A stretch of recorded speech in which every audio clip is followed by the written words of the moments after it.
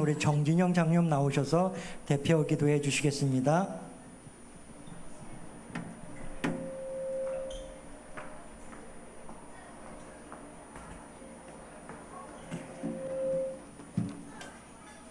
하나님 아버지, 초등국 여름 수련회를 맞아 하나님께 예배하고 찬양하고 기도할 수 있는 시간을 허락하심에 감사드립니다. 이번 수련회를 통해 초등국 다음 세대들 한 명도 빠짐없이 예수 그리스도를 인격적으로 만나는 시간이 되게 하옵소서. 예수 그리스도를 더욱 깊이 체험하고 믿어지게 하옵소서. 수련회 처음부터 마치는 순간까지 우리를 구원하시고 새롭게 거듭나게 하신 예수 그리스도의 보혈과 부활의 능력이 함께하여 주옵소서. 보혜사 성령님께서 세밀하게 인도하시고 충만하게 역사하여 주옵소서. 하나님 아버지, 초등국의 김모세 전도사님을 보내주심에 감사드립니다. 말씀을 전하실 때 갑절의 영광과 세임을 더하여 주옵소서. 전도사님의 입술을 통해서 오직 예수 그리스도의 복음만이 선포되어지고 다음 세대들에게 전달되어지게 하옵소서. 초등국 다음 세대들을 위해 헌신하시는 국장님, 부국장님, 선생님들에게 날마다 샘솟는 은혜와 힘을 더하셔서 다음 세대들을 살리고 세우는데 하나님을 기쁘시게 하는 영적 군사들 되게 하옵소서. 초등국 다음 세대들이 이번 수련회를 통해 세상에서 듣고 배운 것들을 내려놓고 하나님의 말씀에 집중하게 하옵소서. 여호와를 경외하는 것이 모든 지혜와 지식의 근본이 됨을 깨닫고 하나님을 더욱 경외하는 다음 세대들 되게 하옵소서. 어떠한 문제에도 무너지지 않고 어떠한 축복에도 자만하지 않는 심지가 견고한 다음 세대들 되게 하옵소서. 오늘 찬양 기도회를 통해 하나님께 최고의 찬양을 올려드리고 하나님께 뜨겁게 기도하며 기도의 레슬러가 모두 되게 하옵소서. 바람같은 불같은 성령 충만이 임하는 시간 되게 하옵소서. 우리와 영원토록 함께 하시며 참 기쁨, 참 감사, 참 행복, 참 평안을 주시는 우리 주 예수 그리스도의 이름으로 감사하며 기도 올리옵나이다. 아멘.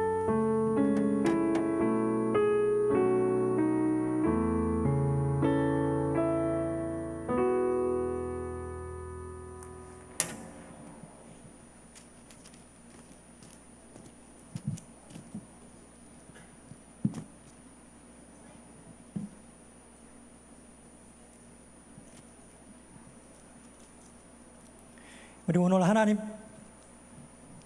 하나님께서 우리에게 주실 이강 메시지 주실 말씀은 본문 누가복음 22장 54절부터 62절까지 우리 한 절씩 교독하시겠습니다.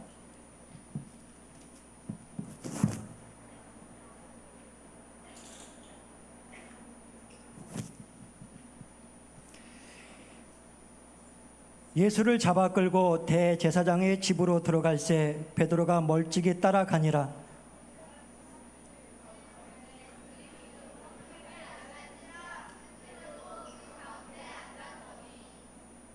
앞에 글씨 잘 안 보이나요 혹시? 그럼 제 54절부터 다시 한번 교독하시겠습니다. 54절 제가 한번 다시 읽습니다. 예수를 잡아 끌고 대제사장의 집으로 들어갈새 베드로가 멀찍이 따라가니라.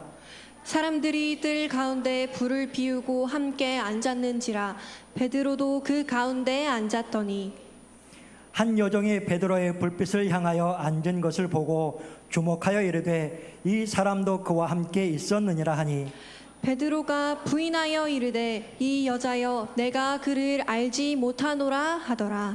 조금 후에 다른 사람이 보고 이르되 너도 그 도당이라 하거늘 베드로가 이르되 이 사람아 나는 아니로라 하더라. 한 시간쯤 있다가 또 한 사람이 장담하여 이르되 이는 갈릴리 사람이니 참으로 그와 함께 있었느니라. 베드로가 이르되 이 사람아 나는 내가 하는 말을 알지 못하노라 하고 아직 말하고 있을 때 닭이 곧 울더라. 주께서 돌이켜 베드로를 보시니 베드로가 주의 말씀 곧 오늘 닭 울기 전에 내가 3번 나를 부인하리라 하심이 생각나서 우리 함께 읽겠습니다. 밖에 나가서 힘이 통곡하니라. 아멘. 우리 나는 평생 절뚝이로 살 것입니다라는 말씀의 제목으로 우리 전사님 나오셔서 하나님 말씀 전해 주시겠습니다. 네, 우리 함께 신앙 고백하겠습니다. 신앙 고백.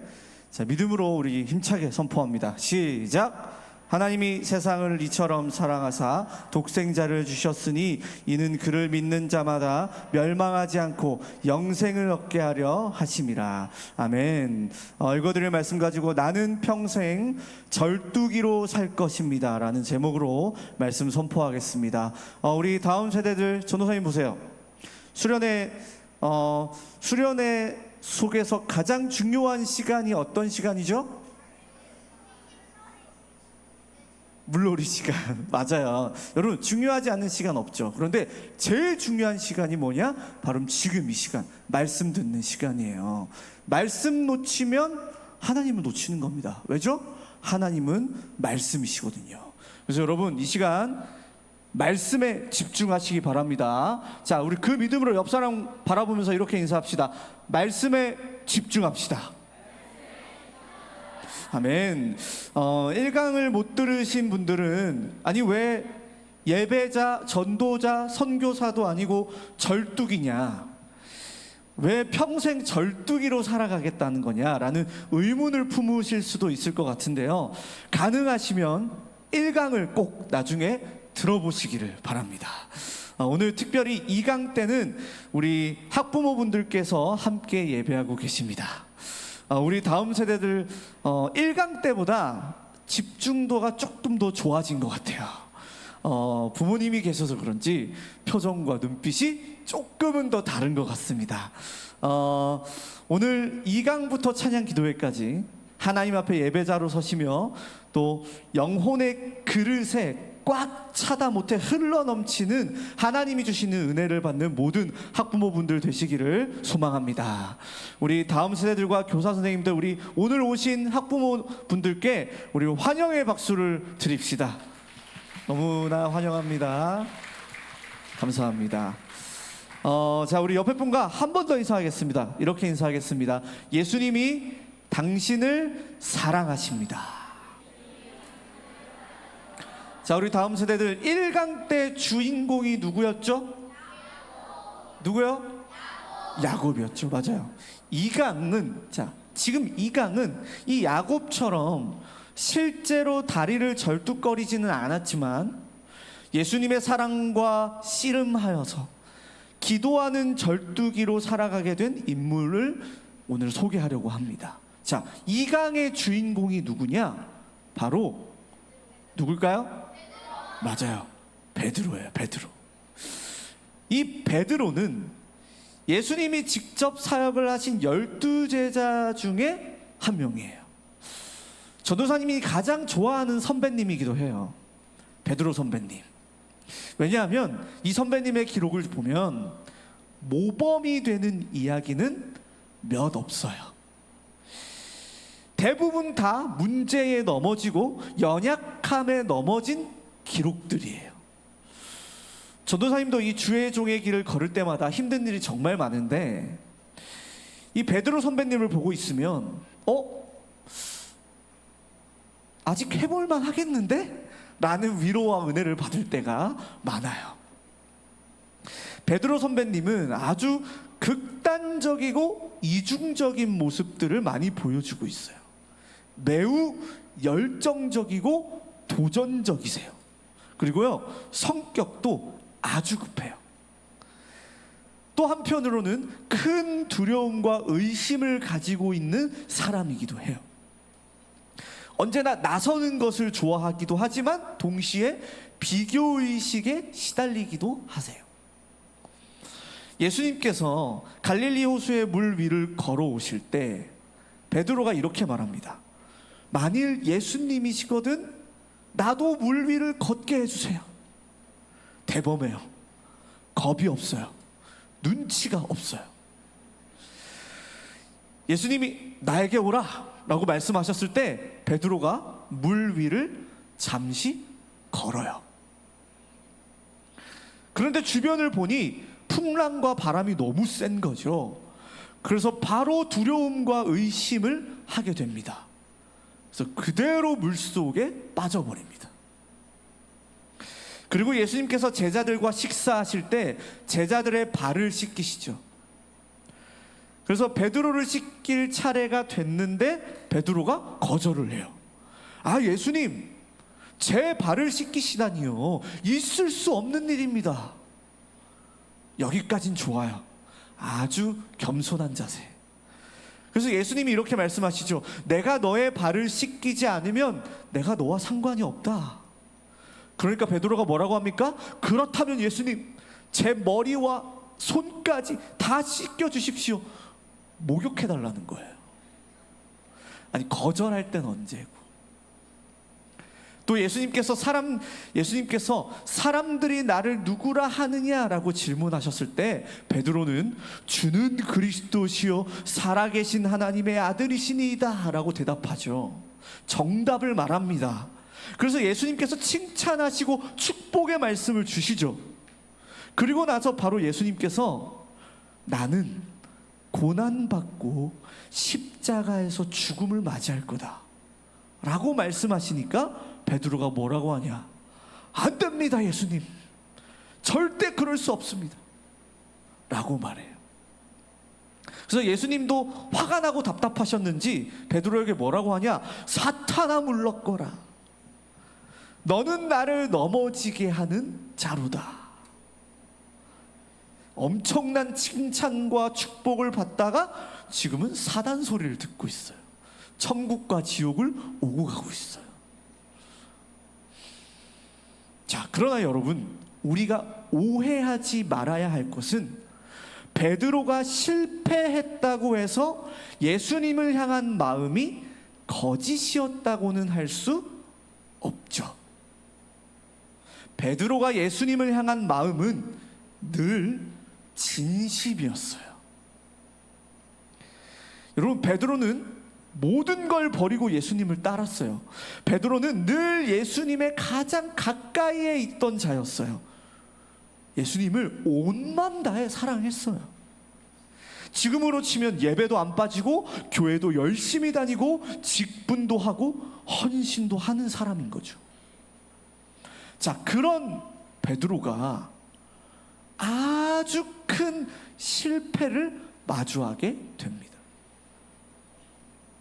그 내용이 담긴 게 바로 오늘 본문이에요. 자, 무엇이 이 베드로 선배님을 실패하게 만들었냐? 첫 번째, 베드로가 실패한 이유. 베드로가 실패한 이유. 여러분, 베드로는 늘 자신감이 충만했던 사람이에요. 베드로의 자신감이 표현되어 있는 구절들이 아주 많아요.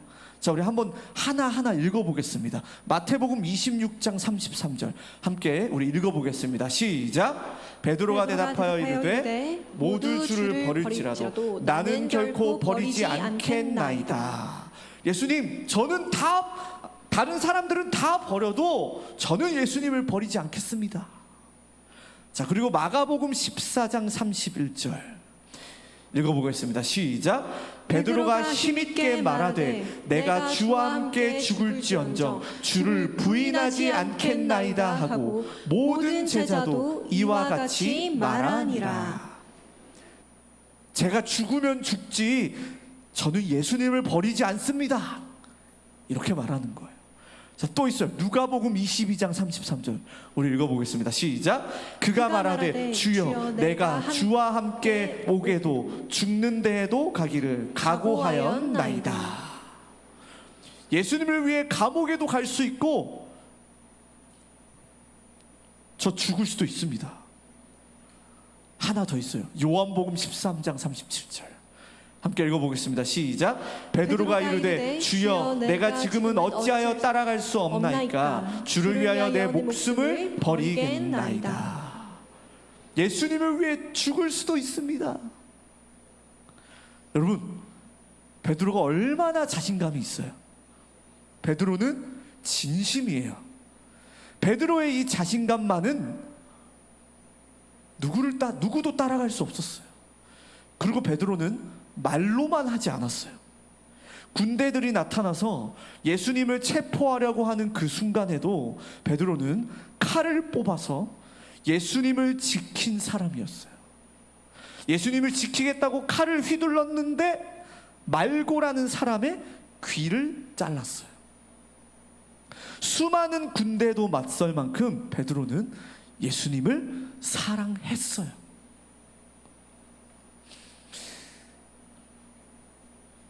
여러분 생각해 보세요. 이렇게까지 사랑했던 베드로가 작은 소녀의 질문 한마디에 예수님을 부인해버려요.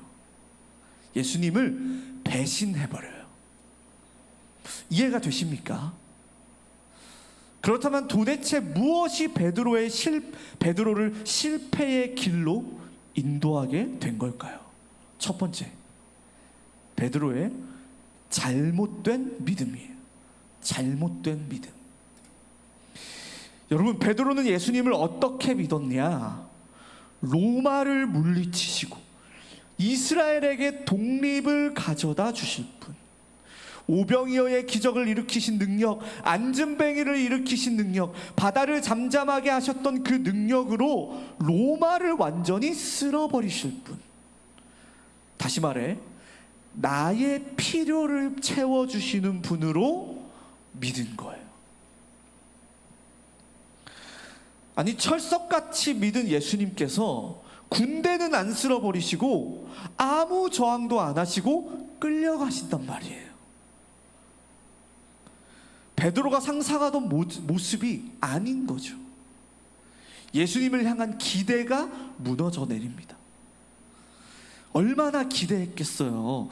내가 다 버리고 예수를 따랐는데, 내가 말고의 귀까지 자르고 물 위도 걷고 온갖 기적들을 다 봤는데, 오히려 베드로 자신이 예수님에게 배신을 당했다고 느꼈을 수도 있습니다.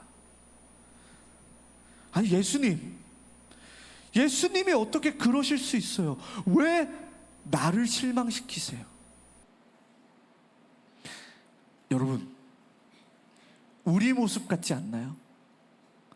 문제와 고난 속에 하나님, 제가 교회를 몇 년 다닙니까? 직분도 다 했고 내가 헌신을 얼마나 많이 했습니까? 하나님, 나한테 왜 그러십니까? 우리 집에, 우리 가정에 왜 이런 문제를 주십니까?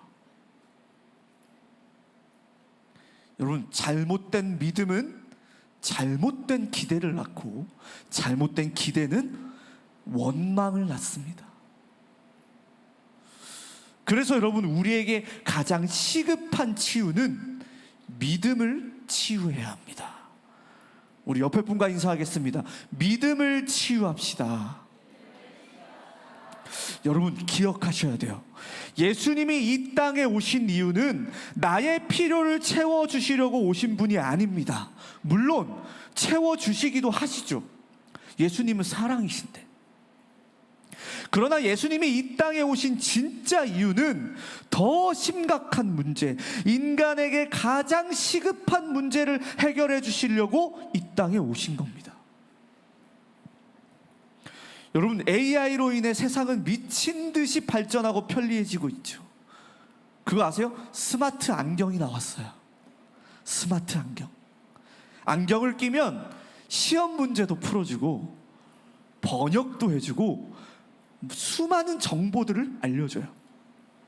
안경 하나가. 우리가 이럴 줄 알고 영어 공부를 안 한 거 아니겠습니까? 여러분, 그럼에도 온 인류가 참 만족이 없고 참 행복, 참 평안이 없습니다. 지구 역사상 가장 정신과 약이 많이 팔리는 이 시대. 도박 중독, 게임 중독, 알코올 중독, 마약 중독, 스마트폰 중독, 중독 문제가 가장 심각한 시대. 전도사님이 사역하고 있는 친구 중에 한 명은 얼마 전에 정신병원에서 나왔는데 최근에 다시 또 들어갔어요. 도박을 또 시작했어요. 이렇게 살다가 끝이면 다행이지만 여러분, 천국과 지옥이 있잖아요. 여러분, 인간만 끊임없이 행복을 찾아요. 왜 그런 줄 아세요? 영이요, 이 영혼이 행복을 알거든요. 경험해 본 적은 없지만 행복이라는 걸 영혼이 알아요. 여러분, 모르면 행복을 찾지도 않죠. 근데 이 영혼이 행복을 알아요. 왜 알죠? 첫 번째 인간 아담과 하와가 행복했었으니까. 왜 행복했죠? 하나님과 함께 했으니까. 하나님과 함께 해야 하는 인간이 사단에게 속아 말씀에 불순종하여 하나님을 떠나게 됩니다. 그걸 보고 한 글자로 죄라고 해요. 죄. 이 죄로 인해 인간의 모든 고통과 저주가 시작된 겁니다. 여러분, 이것보다 더 시급하고 심각한 문제가 있나요? 예수님은 나의 필요를 채워주시기 위해 오신 것이 아니라 하나님 떠난 이 죄 문제를 해결하시기 위해 이 땅에 그리스도로 오신 겁니다. 여러분, 그래서 예수를 그리스도로 믿고 주인 삼으면 하나님과 영원히 함께하는 하나님의 자녀가 되는 겁니다. 20세기 가장 영향력 있는 설교자 마틴 로이드 존스는 이렇게 말했어요. 성경을 짜면 딱 한 단어가 나온다. 그게 바로 예수가 그리스도다. 여러분, 가까이 있다고 해서 잘 믿고 있는 거 아닙니다. 교회를 오래 다녔다고 해서, 직분을 하고 있다고 해서 잘 믿고 있는 거 아닙니다. 여러분, 베드로도 가까이 있었어요. 우리 모든 다음 세대들, 우리 교사 선생님들, 우리 학부모님들, 예수를 그리스도로 믿으시기 바랍니다. 베드로의 실패의 원인 두 번째, 베드로의 실패의 원인 두 번째, 자기 확신이에요. 자기 확신. 우리 31절 32절 함께 읽어보겠습니다. 시작. 시몬아 시몬아 보라, 사탄이 너희를 밀가루 부르듯 하려고 요구하였으나 그러나 내가 너를 위하여 내 믿음이 떨어지지 않기를 기도하였노니 너는 돌이킨 후에 내 형제를 굳게 하라. 예수님이 말씀하세요. 베드로야, 사단이 너를 넘어뜨리기 위해 공격할 거다.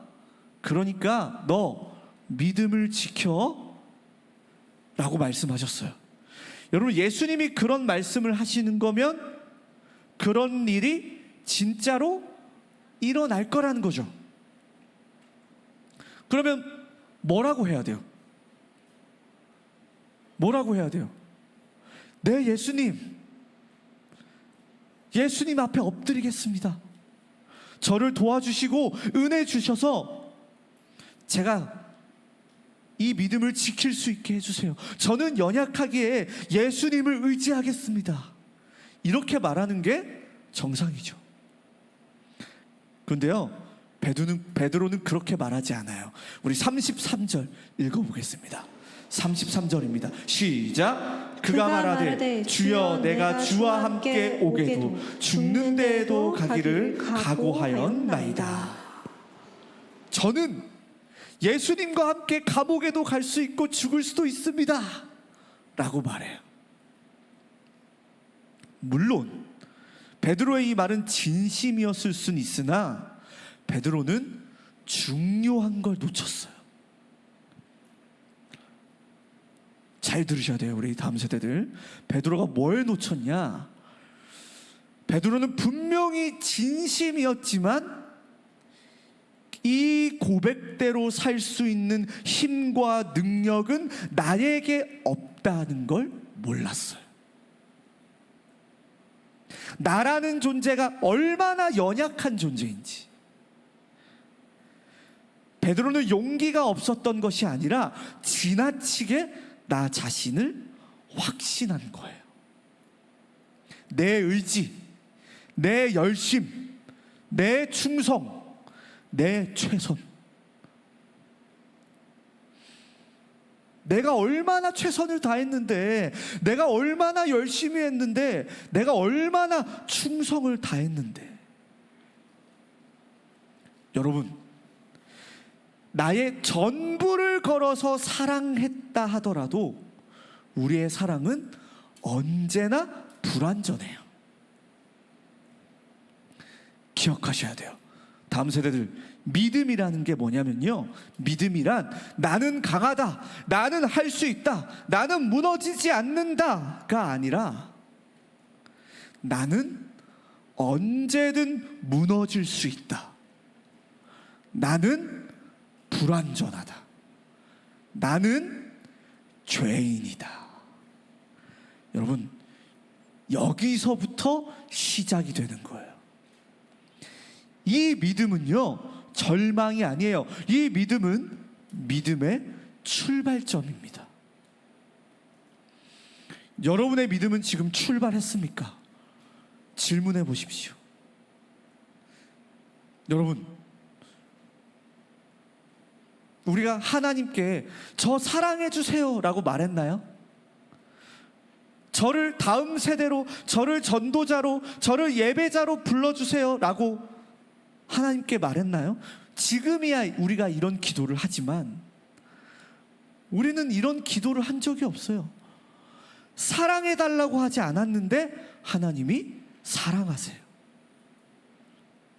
일방적으로.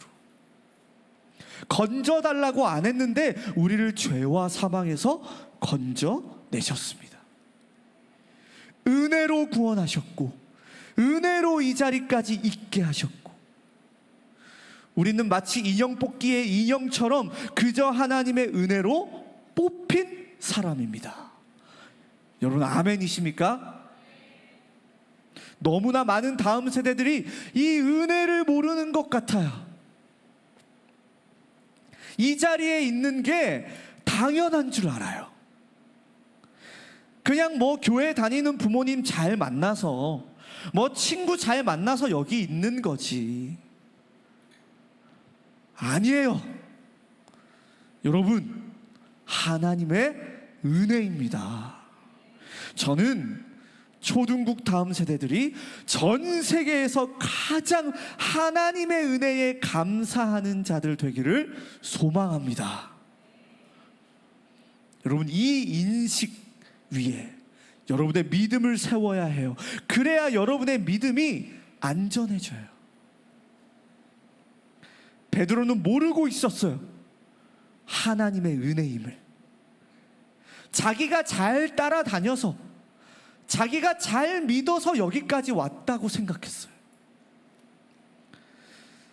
그런 예수님을 위해 죽을 수도 있다고 자신 있게 고백하는 베드로에게 예수님이 뭐라고 하시냐?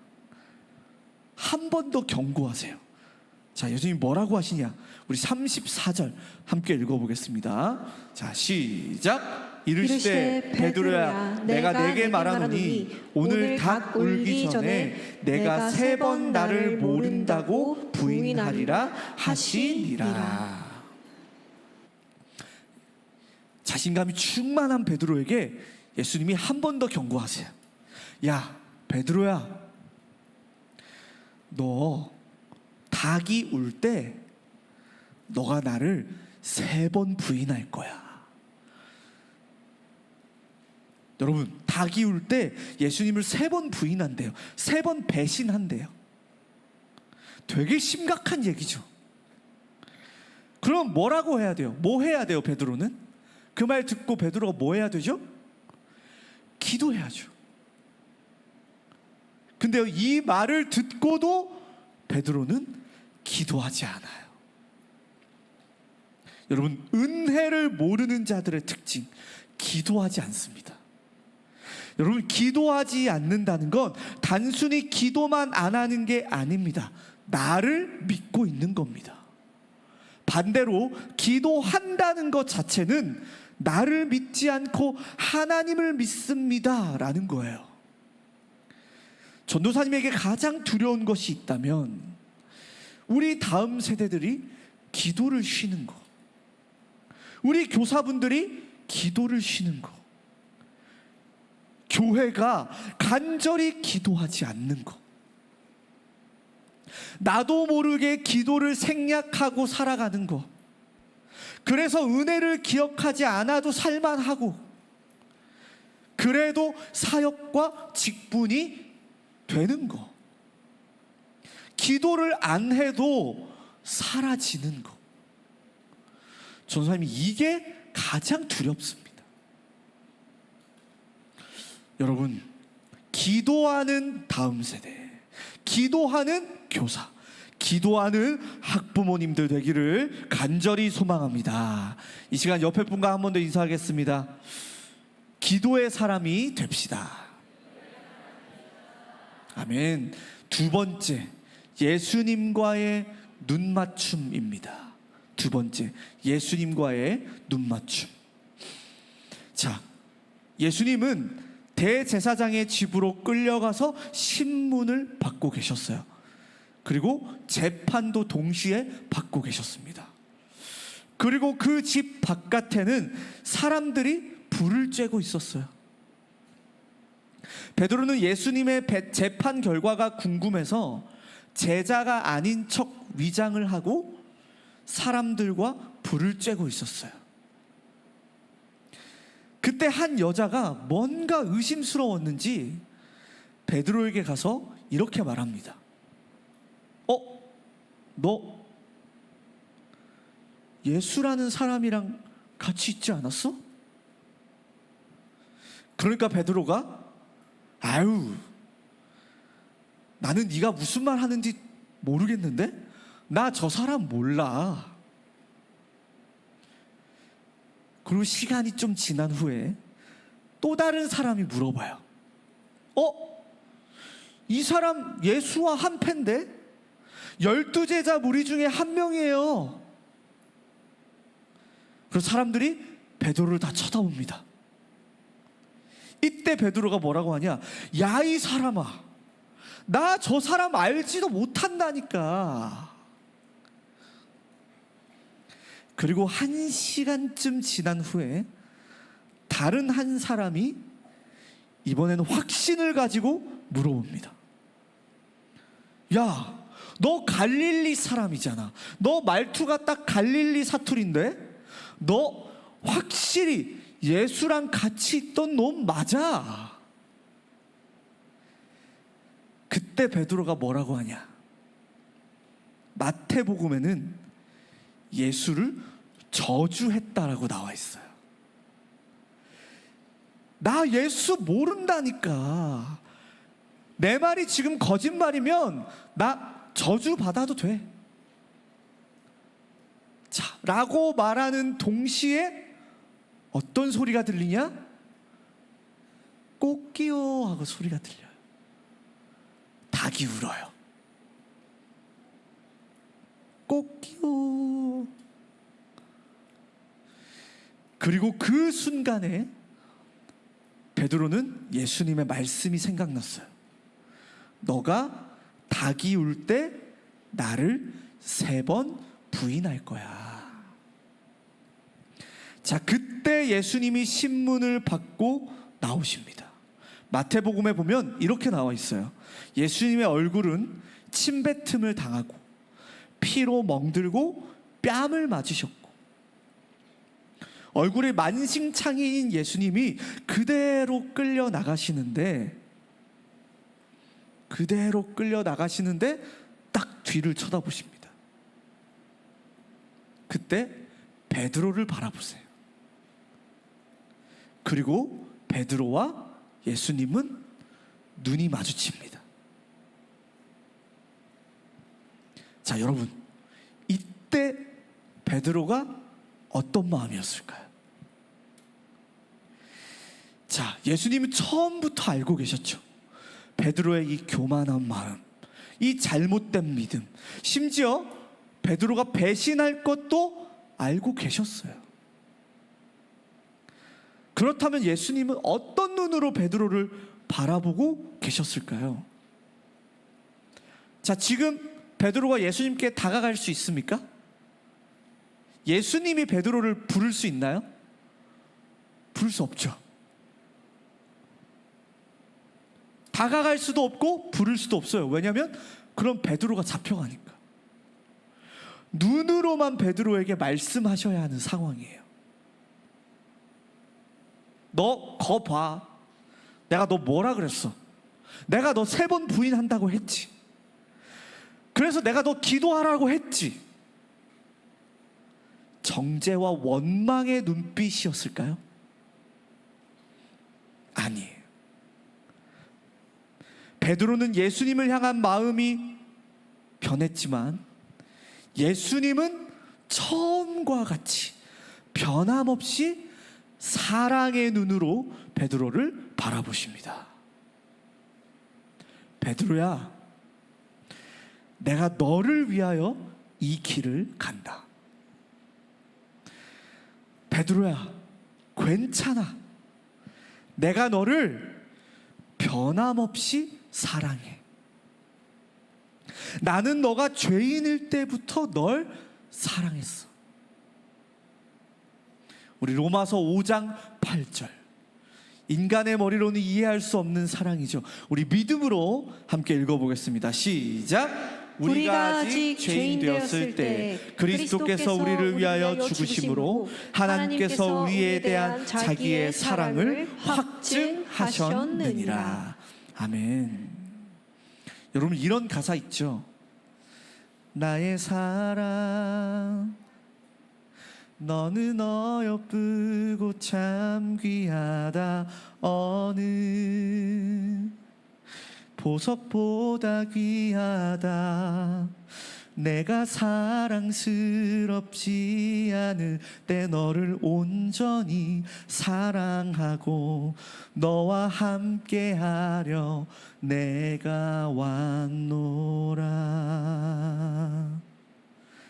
여러분, 사랑스럽지 않을 때 너를 온전히 사랑하고. 여러분, 예수님은요, 사랑스럽지 않을 때, 죄인일 때부터 우리를 사랑하셨습니다. 자, 그 눈빛으로 예수님이 베드로를 바라보세요. 그리고 그 눈빛을 바라보는 베드로가 어떻게 하냐? 61절 62절 누가복음 22장 61절 62절 읽어보겠습니다. 시작. 주께서 돌이켜 베드로를 보시니 베드로가 주의 말씀 곧 오늘 닭 울기 전에 내가 3번 나를 부인하리라 하심이 생각나서 밖에 나가서 심히 통곡하니라. 여러분, 베드로는 예수님의 말씀이 생각이 났어요. 그리고 밖에 나가서 통곡하여 한없이 울었습니다. 베드로는 예수님의 사랑에 한없이 울었어요. 통곡하여 울었대요. 엉엉 운 거예요. 여러분, 눈물은요, 영혼의 언어라고 해요. 하나님이 허락하신 거예요. 눈물이 믿음의 절대적인 기준이 될 수는 없지만, 여러분, 눈물을 보면 그 사람의 인생의 방향, 그 사람이 무엇을 사랑하는지를 알 수 있습니다. 우리는 질문해야 돼요. 나의 눈물은 무엇에 사용되고 있는가? 우리 다음 세대들, 우리 교사 선생님들, 학부모님들, 여러분의 눈물은 무엇에 사용되고 있습니까? 여러분은 무엇에 울고 계십니까? 제일 마지막에 운 때가 언제입니까? 무엇 때문에 울었습니까? 내 문제 때문에? 내 맘대로 안 돼서? 혹은 억울해서? 내가 원하는 대로 안 돼서 너무 화가 나서? 여러분, 여러분의 눈물의 이유가 예수님의 사랑에 감사해서, 예수님의 은혜에 감사해서 사용되기를 소망합니다. 결론입니다. 여러분, 왜 그 많고 많은 소리 중에 예수님이 닭 울음소리를 선택하셨을까요? 소리가 많잖아요. 천둥 소리도 있고 번개 소리도 있는데 아마 베드로는 이 닭 울음소리에 트라우마가 생기지 않았을까요? 닭만 보면 그때가 생각나지 않았을까요? 아마 베드로가 이 시대에 태어났으면 굽네 치킨, 내내 치킨은 손도 안 댔을 겁니다. 여러분, 왜 닭 울음소리였을까요? 여러분, 닭이 언제 울죠? 언제요? 아침에 울죠. 아침에. 여러분, 우리는 연약해서요, 오늘 하루를 은혜로 충만했다고 하더라도 내일 아침에 눈을 뜨면 죄인으로 눈을 뜹니다. 내 인생 내 거야, 내 인생 내가 주인이다 하고 눈을 떠요. 나도 모르게. 닭 울음소리. 여러분, 이 또한 예수님의 사랑인 거예요. 베드로야, 예수를 믿고 따르는 길, 너가 가는 이 길 험난한 길이 될 거야. 고난과 핍박이 있을 거야. 너 힘으로 가지 마. 너는 아침에 죄인으로 눈을 뜰 테니 아침에 우는 닭 울음소리를 듣고 기억해. 내가 너를 사랑하고 있음을. 그리고 아침마다 기도하며 나의 사랑으로 그 하루를 다시 시작해라. 여러분, 이것이 닭 울음소리였던 이유예요. 이 닭 울음소리는 정죄가 아니에요. 매일 아침을 기도 속에서 하나님과 씨름하며 은혜와 사랑으로 시작하라는 예수님의 사랑인 거예요. 꽃게요. 생각해봐요. 아침에 눈을 딱 떴는데 닭 울음소리가 들려요. 그렇게 베드로의 생각과 마음과 세포 속에 이 예수님의 사랑을 그리고 기도를 각인시키시는 거예요. 여러분, 야곱처럼 절뚝거리는 자, 그리고 기도 속에서 하나님과 씨름하며 하나님을 붙잡는 자가 된 겁니다. 이 기도의 힘을 가진 베드로가 이후에 어떤 삶을 사냐? 예수님께서 십자가에서 죽으시고 부활하셨다는 소식을 듣습니다. 그리고 무덤으로 달려가요. 두려움이 없어요. 근데 무덤에 딱 왔는데 무덤에 예수님이 계셔요, 안 계셔요? 안 계셔요. 해변가에 계신다는 소식을 듣고 배를 타고 해변으로 갑니다. 저 끝에서 예수님이 보여요. 그래서 배가 육지에 도착하지도 않았는데 베드로는요, 그대로 물속에 들어가요. 달려가요. 하여튼 베드로 선배님 성격 급한 거는 여전하셨어요. 그리고 예수님을 만납니다. 그리고 예수님이 다시 질문해요. 베드로야, 네가 나를 사랑하느냐? 이전에 베드로였으면 뭐라고 했을까요? 네, 사랑합니다. 저 죽을 수도 있습니다. 라고 했을 텐데 이젠 뭐라고 하냐? 내가 주님을 사랑하는 줄 주께서 아시나이다. 자, 이 말이 무슨 말이죠? 예수님, 이제 저는 저를 못 믿겠습니다. 내가 주님을 사랑하지만 내가 주님을 사랑할 수 있는 것조차도 주님의 은혜입니다. 야곱처럼 환도뼈가 부러진 거예요. 자, 그리고 베드로는 평생 예수 그리스도를 전하는 전도자의 인생, 순교자의 인생으로 살게 됩니다. 여러분, 예수님의 사랑의 눈빛을 바라보는 그 시간이 바로 기도입니다. 베드로처럼 이 기도 속에서 예수님의 사랑의 눈빛을 날마다 바라보고 내 모든 것이 은혜임을 고백하는 절뚝이로 살아가는 모든 다음 세대 교사, 학부모분들 되기를 바랍니다. 우리 마지막으로 옆에 분과 이렇게 인사하겠습니다. 평생 절뚝이로 살아갑시다. 아멘. 우리 하나님의 말씀을 받았습니다. 여러분, 하나님의 말씀을 흘려보내지 마세요. 이 시간 짧게 한 줄 기도문 작성하는 시간 갖도록 하겠습니다. 한 5분 정도 드리겠습니다.